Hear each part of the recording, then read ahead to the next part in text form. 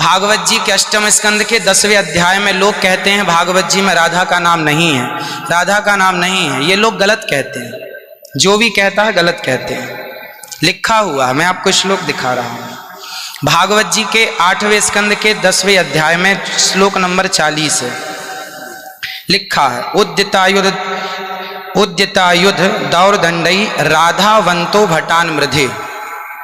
राधावंतो लिखा, स्पष्ट लिखा गुरुजी। ऐसा है, नाश मत करिए। आधावंत है, आधावंत में दौड़ते हुए या संधि हो गई है गुरुजी। नहीं नहीं, ये गलत बात है। आप जो है आयुधों को लेकर के आधावंत। गुरुजी गुरुजी गुरुजी गुरुजी गुरुजी, हम तो आपकी दास हैं। मत कीजिए ना। हमारे गुरुजी कहते हैं ना ना गुरुजी, इसका अर्थ तो सुन लीजिए, इसका अर्थ तो सुन लीजिए।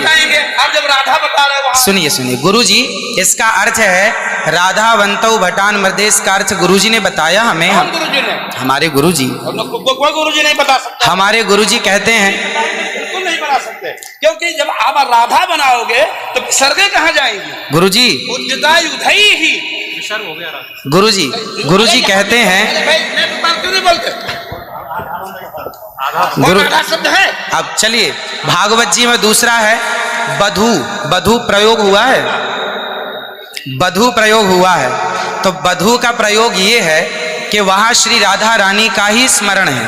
नहीं, लोग कहते हैं राधा नहीं है, तो राधा जी का जिक्र तो कई जगह है। राधा पदवाच्य बधू, जिसका अर्थ संकेत अर्थ हो या लक्ष्यार्थ हो और व्यंग्यार्थ हो, इन तीनों अभिधावृत्तियों के द्वारा राधा शब्द एक भी जगह भागवत में नहीं है। इसलिए जहां बधू शब्द है वहां भी अर्थ राधा है। जहां बधू है, ऐसे पानी का अर्थ जल भी होता है। जहां राधा है, जहां बधू है वहां राधा है। ऐसे थोड़े होता है। जहां आप जैसे लोग देखिए, आप विश्व हमारे गुरुजी ने बताया, ये हमारी क्या ताकत की हम बताएं? शब्दै ही अर्थानाम अभिव्यक्ति त्रिभिन्न भवति। महाराज इनकी बात सारा विश्व सुनता है। महाराज श्री बोले हमारी बात 20 आदमी सुनते हैं। महाराज जी सुनता है सारा विश्व। त्रिपाठी जी, महाराज आचार्य जी, आपके चरणारविंद में मेरा निवेदन है कि अरे आप हटिए सामने से। आचार्य जी आप हटिए भैया। अरे नहीं, लेकिन ऐसा श्रीधर, आप विश्व को सुनाते हैं इसलिए कह रहा हूँ। श्रीधर जी नहीं तो गलत सुना रहे। इन्हें हटाओ। कोई गुरु नहीं बता सकता यार। चलो गुरुजन का हम चलते हैं गिरिराज के, अगर गिरिराज जी बता दें। आचार्य जी, गुरुजी ने कहा है कि यहाँ जो राक्षस हैं वो राधा रानी का स्मरण करके, जो राक्षस हैं राधा रानी का स्मरण करके और युद्ध करने चले। जो राक्षस हैं भटान मृधे जो है, गुरुजी ने बताया कि जो राक्षस लोग हैं वो किसका स्मरण करके युद्ध करने चले? श्री राधा रानी का। ब्रह्म वैवर्त पुराण के अनुसार राधा ही मूल आधार है। यहाँ तक कि राम में भी राधा छिपा हुआ। आप राम का अर्थ समझिए, राम मतलब राधा, माँ मतलब माधव, दोनों का एक अक्ष है, तो राम हो गए। ये बातें स्वीकार हैं, लेकिन और जैसे बधू, जैसे आपने कहा कि राधा जी भगवान श्री कृष्ण ने अपने कहा आओ मेरे कंधे पर बैठ जाओ, तो किसको, कौन है वहां पर? राधा जी हैं। राधा जी हैं तो हैं, लेकिन वहां बधू है। याम गोपी मैंने कृष्णा, तो श्री राधा जी, कहने का तात्पर्य यह है कि भागवत जी में कहीं राधा का अभाव नहीं है। भागवत जी में कहीं भी शब्दै ही अर्थानाम अभिव्यक्ति कई ही वृत्ति भवति। वृत्तयः कति संख्या का? अभिधावृत्त्या, लक्षणावृत्त्या, व्यंजनावृत्त्या शब्दानाम अर्थस्य अभिव्यक्तिर्भवति। अस्ति कश्चन विद्वान् वक्तुं शक्नोति।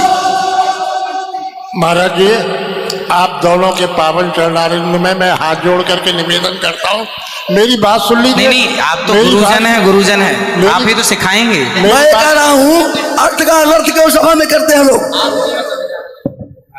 पूरे विश्व को सुनाते हो। गुरुजी जो मेरे गुरुजी ने सिखाया वो मैं ये बोल रहा गुरु हूँ। सिखा ही नहीं सकते, आप अशुद्ध बोल रहे हैं बाबू। अभी श्री राधा और माधव जो राम नाम है, जो भागवत जी का अर्थ है। अब कोई पूछे कि राधा का अर्थ क्या है, तो राधा का अर्थ ही कृष्ण है, वो कृष्ण का अर्थ ही राधा है। तो राधा ही कृष्ण है और कृष्ण ही राधा है।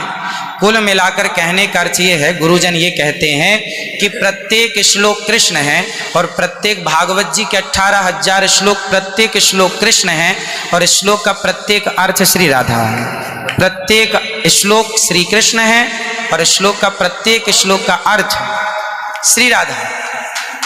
देखिए तो ये सब भाव ही तो है, लेकिन राधा ना वो भाव सब नहीं, भाव है। वो शब्दार्थ। भाव का भूखा हूं मैं, भाव ही एक सार है, और भाव से भजले मुझे तो भव से बेड़ा पार है। सभी विद्वानों के चरणों में दास का बारंबार नमन। सबको जय श्रीमन नारायण, जय श्री कृष्ण। 2 मिनट कीर्तन कर ले। 1 मिनट रुको, मैं सबसे क्षमा मांगता हूँ। मेरा अनिरुद्धाचार्य के प्रति बड़ी श्रद्धा भाव है, बड़ा आदर है, लेकिन इनकी वाणी चूंकि पूरा विश्व सुन रहा है, ये चैनलों पर आते हैं। भाव जगत में हम कुछ भी कहें, लेकिन जब हम ये कहते हैं ये शब्द में लिखा है, तो वहां पर शब्द और अर्थ का संयोग, क्योंकि गिरा अर्थ जल शब्द बोध्यो व्यनक्त्यर्था शब्दोप्यर्थांतराश्रय एकत्व व्यंजकत्वे तद अन्य से सहकारिता। ऐसा हो ही नहीं सकता कि कोई अर्थ प्रकट हो और उसके मूल में शब्द न हो। वहां संधि है, मेरे आयुधों से युक्त होकर मारे गदा तलवार तीर लेकर के वो राक्षस आधा बनता दौड़े मारने के लिए। शुद्ध यही अर्थ है। किसी अभिधा से, किसी लक्षणा से, लक्षणा तब होती है जब मुख्यार्थ का बाद हो। मुख्यार्थ का बाद हो ही नहीं सकता। सीधा स्वामी बता दें, विश्वनाथ चक्रवर्ती बता दें, अनुचार प्रकाश का बता दे, चूड़िकाकार बता दे, और छोड़िए उन बातों को। आपके गुरु जी के पिताजी ने भी टीका लिखी है, उसी पुस्तक को भी मंगाया जाए। अगर उसमें राधा शब्द हो, मैं मुंह नहीं दिखाऊंगा कभी। ऐसा हो ही नहीं सकता अर्थ का अनर्थ। हाँ? नहीं, हमको कष्ट यह है कि हमको बोलना पड़ा बीच में, क्योंकि अगर अनिरुद्धाचार्य की जगह ये बात और कोई बोलता तो मैं कतई नहीं बोलता। लेकिन अनिरुद्धाचार्य जी इस समय टीवी पर छाए हुए हैं, लाखों लोग इनको सुन रहे हैं, तो ये तो यही समझेंगे ना कि अनिरुद्धाचार्य बोल रहे हैं। इसलिए आपके द्वारा कोई अपशब्द नहीं निकलना चाहिए। मैं आपसे वंदन करता हूं, कभी कोई अनर्थ करना हो तो विचार करके करिए। मैं और कोई बात नहीं, सबको क्षमा मांगता हूं।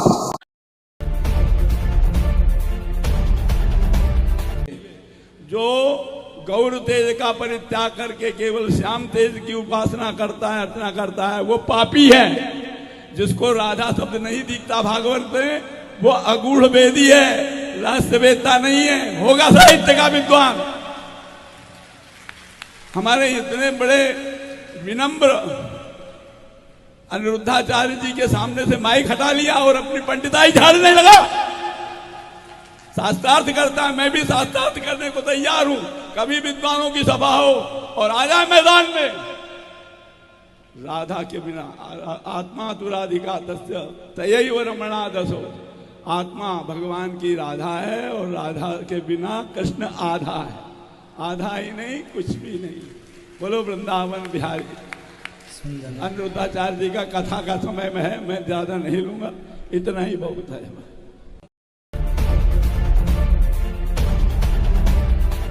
एक वाच्यार्थ, एक लक्ष्यार्थ, एक व्यंग्यार्थ है।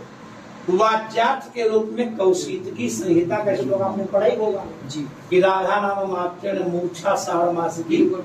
तो इसलिए सुखदेव भगवान ने परोक्ष रूप से अनेक जगहों पर राधा का नाम लिया है।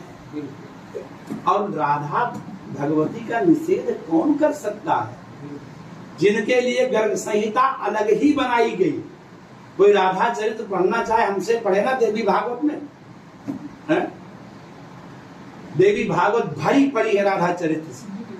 गर्ग संहिता पूरा राधा ही चरित्र है, समझे? उसमें के कुछ प्रकरण उठा करे, 2-4 श्लोक लिख करके आप बोल करके। ब्रह्मवैवर्त पुराण में तो पूरा श्री राधा जी का ही। तब फिर तो कोई निषेध थोड़ा कर रहा है राधा जी का, ना हम कर रहे हैं। लेकिन उस समय हम कहे यार यहाँ तो शत्रुओं का है, तो राक्षस दौड़ रहे हैं और उनके कबंध कट कट के गिर पड़े हैं, तो ऐसी स्थिति में मतलब जो है हाँ अब इसमें से भी निकला नहीं दे ऐसे ये गोलुब्ध घर का है, गुनगुना है भैया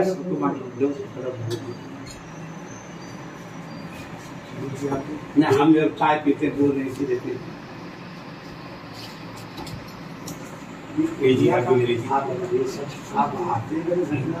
बस चाय नहीं नहीं आते क्योंकि हम अनुष्ठान कोई करते तो बुला के तो आ जाते, समझे? सबको दोगे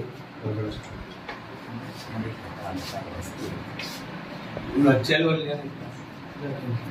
थोड़ा सा जल ले आना भी। ठाकुर जी जो करते हैं अच्छा करते हैं। आप केवल